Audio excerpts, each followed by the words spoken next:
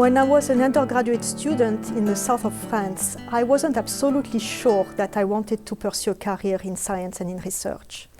But I got the opportunity of doing an internship in an immunology laboratory, and that really piqued my interest in science and in research. So following this internship, I joined a PhD program and worked in autoimmune diseases. When it was about time for me to defend my thesis and obtain my PhD, I also had to think about the next step in my career. And I moved to the University of California in Irvine to join Dr. Change's laboratory and learn more about physiology. I spent a few years in his laboratory, got promoted. This was an excellent stepping stone for my career. And in 2007, I applied for a position at Baylor College of Medicine, came for 2 rounds of interviews, really felt at home, felt like I had found my scientific family at Baylor College of Medicine. And when I was offered the position, I accepted it, and I joined the faculty at Baylor in 2008.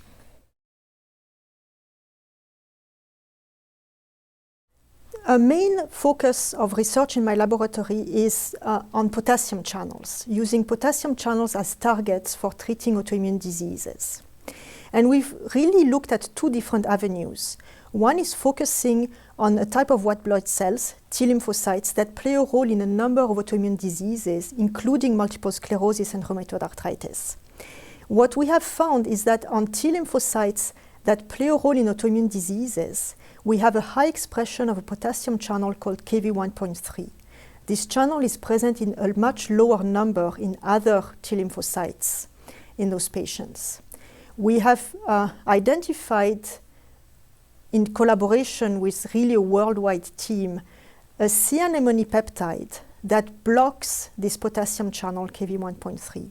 We have modified it to make it highly potent and highly selective for this potassium channel. And what this peptide does is that it plugs the Kv1.3 potassium channel on T lymphocytes. So it inhibits the function of the T lymphocytes that play a role in autoimmune diseases. But it does not affect T lymphocytes that target, for example, influenza virus or other acute infections. In animal models, this blocker can treat models of multiple sclerosis and rheumatoid arthritis, but does not prevent the clearance of acute infections from viruses or bacteria. This peptide has been licensed to a company called Kineta in Seattle, and they have conducted phase 1A and phase 1B clinical trials. And the results have been very exciting so far. The peptide is well tolerated in those healthy volunteers, and this peptide is being pursued. But in addition to this avenue, we're also looking at another potassium channel as a potential target, specifically for rheumatoid arthritis. So while the first project focused on the immune system and T lymphocytes, the second project focuses on synoviocytes found in joints. And during rheumatoid arthritis, those synoviocytes are activated, and they're extremely destructive. We have identified in recent years a potassium channel called KCA1.1, or the BK channel, on those cells. And we have been able to block this channel, to block a lot of the very destructive features of those cells. And more recently, we have been able to stop the progression of 2 animal models of rheumatoid arthritis using this blocker. And in the long run, we're really hoping to develop this as a non-immunosuppressive therapy for rheumatoid arthritis. I had a number of turning points. My pathway into science was nothing but linear. When I was an undergraduate student, I really wasn't sure what I wanted to do in life. I never really thought I wanted to become a scientist. I was actually more thinking about becoming a technician in a research or a medical lab. But then something that sounds negative happens, but it was actually very positive in the end, although I wouldn't suggest students follow my path in that aspect. During my bachelor's degree, I actually failed my first year of bachelor's degree because although I passed all my exams, I failed one major one, which was biophysics. which is kind of ironic because I am now in the Department of Molecular Physiology and Biophysics. At the time, I was interested in immunology, in cell biology. I really couldn't understand what biophysics were going to bring to me. So I didn't study as much as I should or I could, and I failed this exam. And in France, you can't have a degree unless you passed absolutely every exam. So I had to redo a whole year of bachelor's degree just for biophysics. But what was positive in that huge negative is that I had a lot of free time.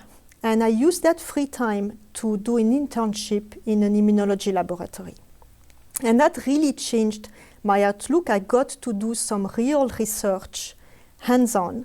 So that really got me interested in research. But then it also gave me the opportunity of a chance encounter that also changed my outlook on what research is. I was asked one day to go to the Children's Hospital to get some blood from a child with an unknown autoimmune disease.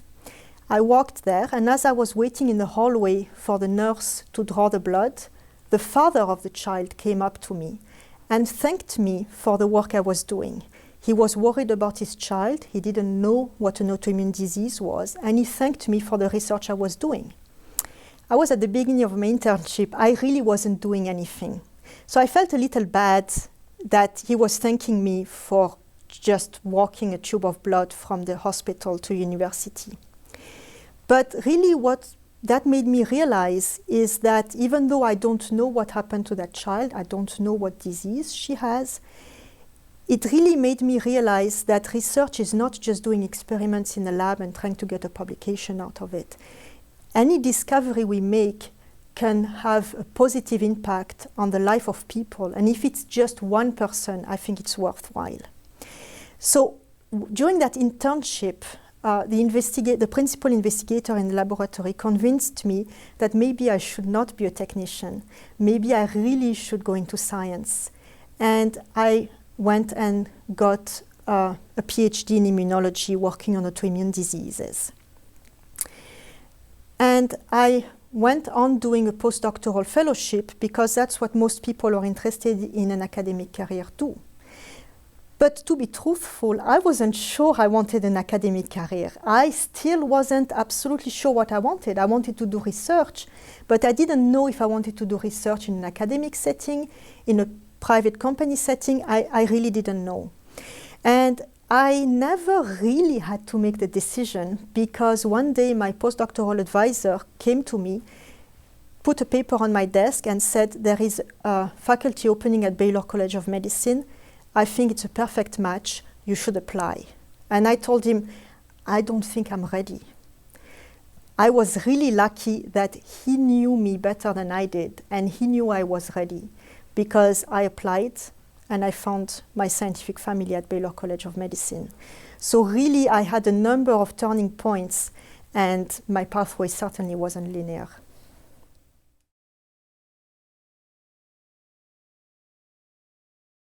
I was extremely privileged when the people at Kineta, the company that licensed our peptide for blocking Kv1.3 channel in autoimmune diseases, asked me if I wanted to witness the first in-human injection of SHK186, our blocker.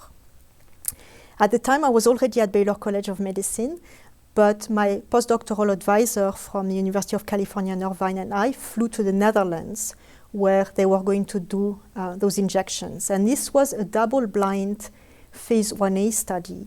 So in the first step, they had only 2 volunteers. One would get the placebo, one would get the peptide.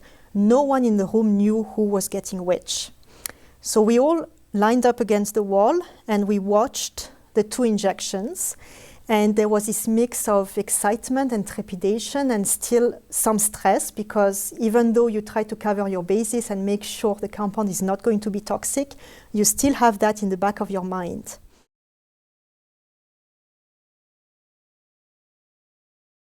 So what's going to be really interesting is now we and others are developing therapeutics that really target one specific cell type. Right now, the drugs that are being used are a lot more broad, generalized effect.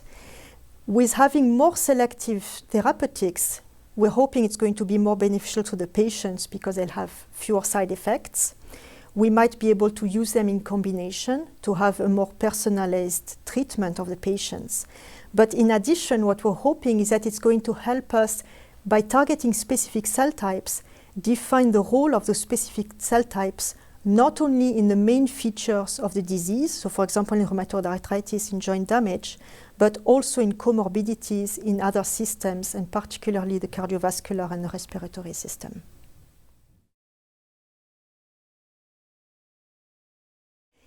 I've been interested in autoimmune diseases all of my scientific career, and the main diseases I've been working on are multiple sclerosis and rheumatoid arthritis. And in the recent years, we've been focusing on targeting a type of cells found in the joints of patients with rheumatoid arthritis. We have a potassium channel blocker that can stop the progression in 2 animal models of rheumatoid arthritis. However, the blocker we're using is a small molecule that can also enter the central nervous system and induce tremors. So even though the target in rheumatoid arthritis is good, this is not something we can directly apply to patients without risking harming them.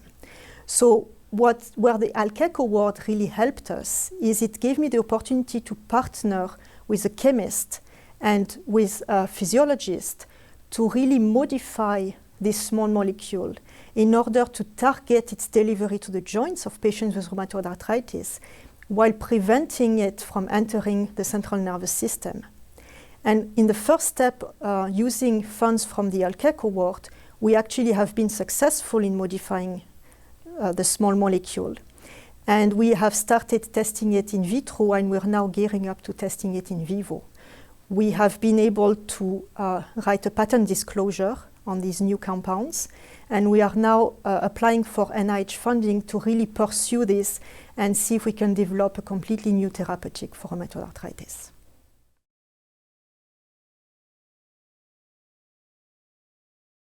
I have been extremely fortunate to have a wide variety of funding sources throughout my career.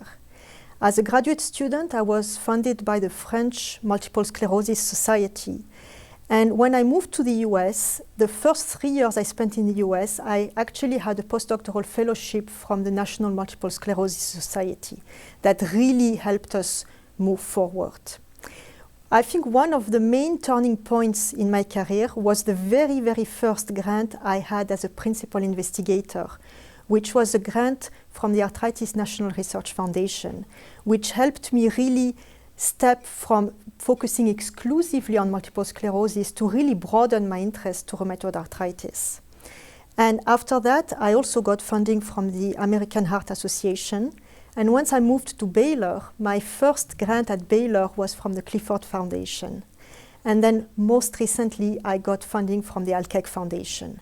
In addition, of course, to federal funding, which is really the mainstream of the funding we get, National Institute of Health and the Department of Defense. I have had a lot of contacts and a lot of help from the VIICTR. When we received the ALKEC Foundation grant, this is not simply a grant where you get the pot of money and then you try to do the best you can with it. In that case, really the VIICTR provides more than just the money, they provide the support. We had a number of meetings with members of the VIICTR to really help us make the most of the money we had and really stir us in the right direction. And then the VIICTR has helped us found a local company, a very small local company, and has also helped us write funding applications for the NIH. So the VIICTR has been extremely and continues to be extremely helpful in our translational research. Mentorship is absolutely required. Science is such a complicated field, you really can't do it alone. And I've been extremely lucky to have really, really good mentors from actually very early on. I mean, my first mentors were obviously my parents. And they've been absolutely fantastic in letting me decide what type of education I wanted, the area I wanted to study, and then when I decided I wanted to go in research, they were absolutely supportive. And then I've had probably dozens of mentors, but really some of them who have made the most impact are obviously my thesis advisor, Dr. Evelyn Béraud, but really I think a giant turning point was working with Dr. George Chandy at the University of California in Irvine. He really molded me into the scientist I really am now.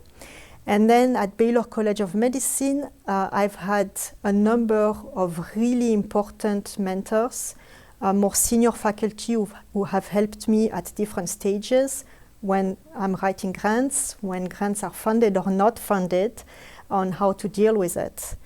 And this has been extremely important, and I'm sure will continue to be extremely important in my career.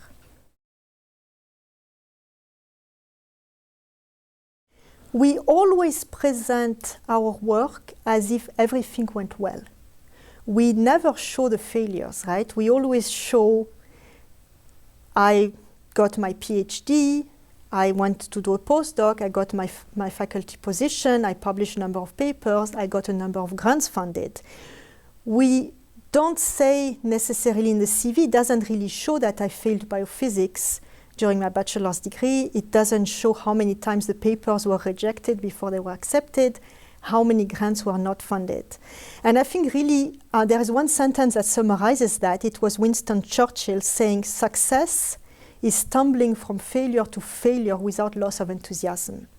So really, as long as you don't give up, as long as you really love the work you're doing and you really understand why you are doing it, every little piece of failure, you can use it as a stepping stone, not really use it to draw you down, but really use it as a learning point and saying, well, I made this mistake, I'm not going to make it again, and just move on with life and move on with your career.